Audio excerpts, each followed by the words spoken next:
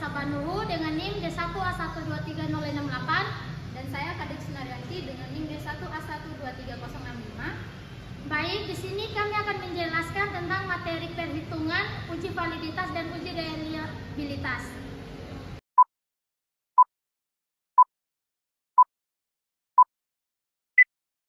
Baik, di sini saya akan menjelaskan terkait uji validitas dan reliabilitas dan beserta rumusnya. Jadi, uji validitas dan reliabilitas merupakan dua langkah penting dalam penelitian, di mana uji validitas merupakan suatu proses untuk memastikan bahwa alat ukur dapat mengukur sesuatu yang diukur secara tepat sasaran, dan uji reliabilitas adalah proses untuk memastikan bahwa alat ukur dapat mengukur apa yang diukur dengan konsisten walaupun diukur secara berulang kali. Nah, jadi ada dua rumus dari uji validitas. Yang pertama yaitu N dihitung sama dengan banyaknya responden dikali dengan banyaknya variabel X, Y dikurang banyaknya variabel X dikali variabel Y dibagi dengan akar banyaknya responden dikali dengan banyaknya variabel X kuadrat dikurang banyaknya variabel X pangkat 2 dikali dengan banyaknya variabel X dan variabel Y maksud saya pangkat 2 dikurang variabel Y pangkat 2. Kemudian rumus yang kedua yaitu T dihitung sama dengan R akar dari N dikurang 2 per akar 1 kurang R pangkat 2. Jadi kaidah keputusannya 1 jika T hitung kurang atau sama dengan T tabel berarti tidak valid, dan 2 jika T hitung lebih dari T tabel berarti valid. Baik, selanjutnya yaitu uji reliabilitas. Rumusnya adalah yang pertama menggunakan KR21 yaitu R11 sama dengan K sama dengan dalam kurung K per K kurang 1 dikali S kuadrat kurang PI per S kuadrat. Kemudian metode selanjutnya yaitu metode belah 2. Rumusnya adalah R11 sama dengan 2 kali RB per 1 tambah RB. Dan metode yang ketiga yaitu metode alfa. R11 sama dengan dalam kurung K per K tambah K kurang 1 dalam kali 1 kurang sigma S1 per S1.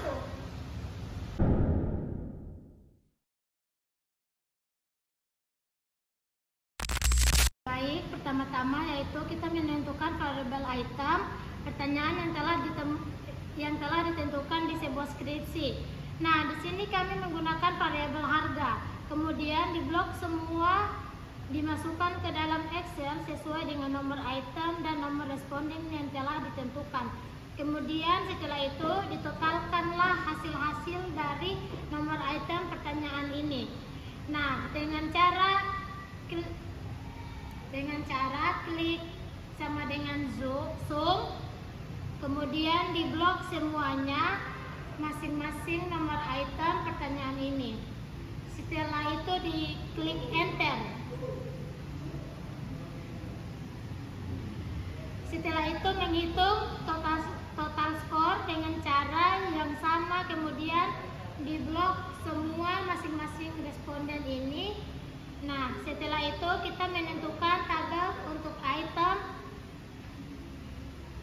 Kita ambil satu contoh tabel untuk item pertanyaan nomor 1. Nah, kita misalkan tabel itu sebagai variabel X. Variabel X ini kita blok semuanya yang menjadi acuan pada tabel item nomor pertanyaan 1. Nah, kita blok semuanya, kita masukkan ke dalam tabel, kemudian kita hitung keseluruhan totalnya. Kemudian kita misalkan total skor tadi yang telah kita hitung dengan variabel Y. Variabel Y semuanya dimasukkan lagi. Kemudian X2 ini dari hasil penjumlahan dari daftar pertanyaan variabel X pada tadi semuanya dipangkatkan 2, kemudian keduanya pula begitu. Dengan Y2 yang menjadi total skor itu semuanya dipangkatkan 2 menjadi X kali Y. Ini hasil dari kali 25 sama dengan 125. Setelah itu 4 kali 20 sama dengan 80. Semuanya begitu. Selanjutnya kita masukkan dalam bentuk rumus. Hal pertama yaitu perlu kita tentukan R hitungnya, yaitu dengan rumus N sigma XY kurang sigma X kali sigma Y bagi akar N sigma X pangkat 2 dikurangi sigma X pangkat 2 dikali si N sigma X sigma Y pangkat 2 dikurang sigma Y dipangkatkan 2. Baik, setelah itu kita memperoleh nilai R hitung sama dengan 0,926. Habis itu kita beralih ke T hitung dengan rumus sama dengan R akar 2 kurang akar N kurang 2 dibagi akar 1 dikurangi R pangkat 2 dengan hasil sama dengan 1,47588 yang berarti valid. Setelah itu kita beralih ke tabel T tabel dengan kelas kelima kolom kedua.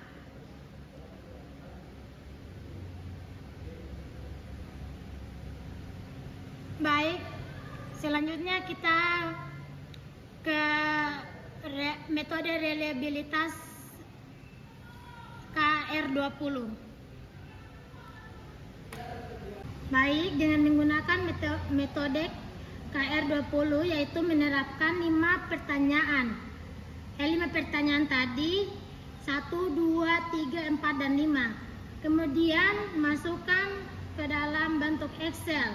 Di sini kami menggunakan metode KR20 yaitu dengan rumus R11 sama dengan K dibagi K kurang 1 dikali S pangkat 2 dikurang sigma PQ dibagi X pangkat 2.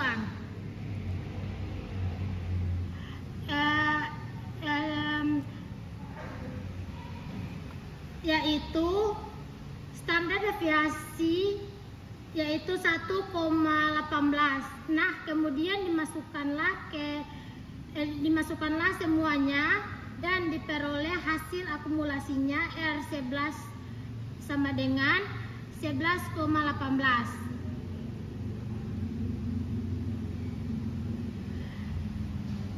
Setelah itu pada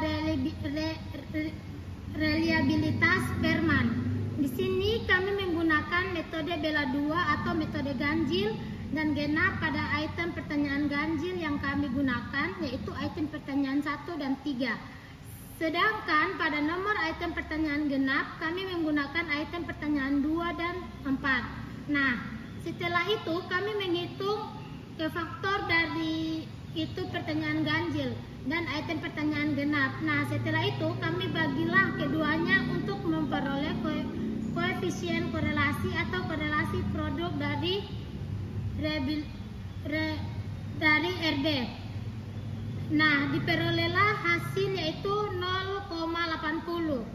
Kita masukkan ke rumus metode Sperman yaitu R11 sama dengan 2 RB dibagi 1 tambah RB, di mana 2 kali R itu tadi ya yang telah kita peroleh yaitu 0,080, sedangkan memperoleh hasil 0,16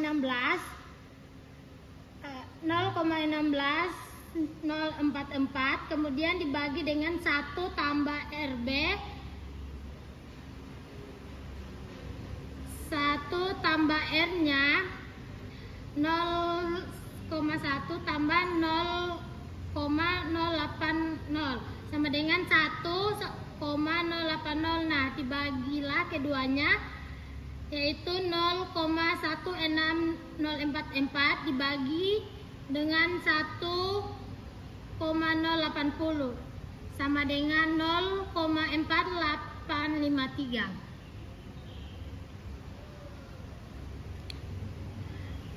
Baik, metode yang ketiga itu yaitu menggunakan metode alfa. Di sini dengan menggunakan metode alfa dengan rumus yaitu KR11 sama dengan K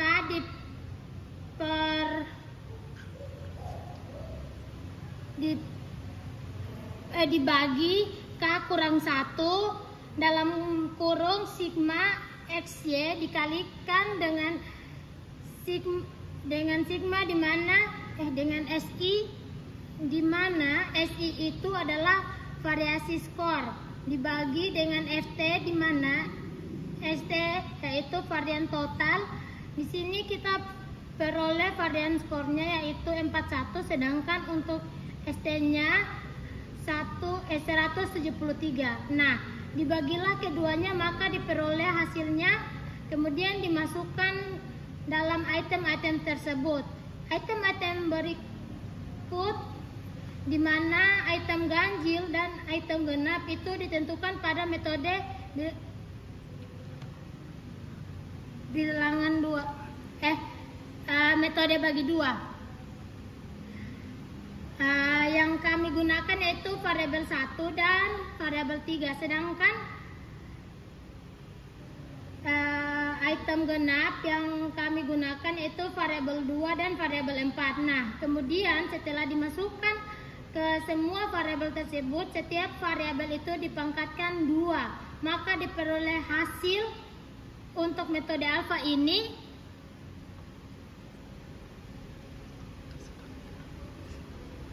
sebagai berikut.